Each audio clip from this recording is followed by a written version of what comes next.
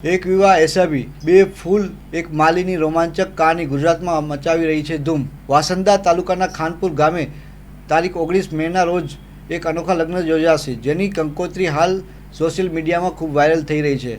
સામાન્ય કંકોત્રીમાં એક વરરાજા એક દુલ્હનના નામ હોય છે, પરંતુ આ કંકોત્રીમાં વરરાજા અને બે દુલ્હનોના નામથી લોકોમાં કુતૂહલ જોવા મળ્યું છે। તો કેટલાક લોકો દ્વારા બે પત્ની સાથે લગ્ન કરવા બાબતે શુભેચ્છાઓ પાઠવવામાં આવી રહી છે। બંને યુવતીઓ એક જ યુવક સાથે પતિ પત્ની જેમ રહે છે। આદિવાસી સમાજમાં વર્ષોથી લગ્ન પહેલાથી યુવક યુવતી પતિ પત્ની તરીકે રહેતા હોય છે। આર્થિક પગભર થયા બાદ વિધિવત લગ્ન કરતા હોય છે। આદિવાસી સમાજમાં અગાઉથી જ પરંપરા કહો કે આર્થિક મજબૂરી, અહીં યુવક યુવતીઓના ફૂલહાર એટલે કે ચાંદલા વિધિ થયા બાદ બંને પતિ પત્ની તરીકે રહી શકે છે અને આર્થિક સ્થિતિ પગભર થયા બાદ તેઓ વિધિવત લગ્ન કરતા હોય છે।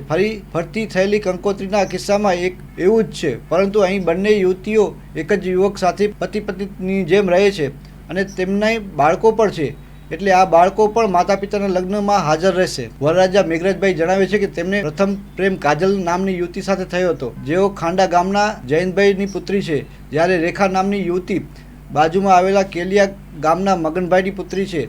બંને યુવતીઓ છેલ્લા ઘણા સમયથી મેઘરાજની સાથે જ રહે છે અને તેમને 3 સંતાન પણ છે। પહેલી પત્નીના એક છોકરી અને એક છોકરો છે અને બીજી પત્નીનો એક છોકરો છે। હાલ તો લગ્ન 19 મેના યોજાશે, પરંતુ વાયરલ કંકોત્રી લઈને મેઘરાજભાઈને માત્ર વાંસદા નહીં પણ સમગ્ર ગુજરાતમાંથી બે પત્ની સાથે લગ્નની પૂછપરછ માટે કોલ આવી રહ્યા છે।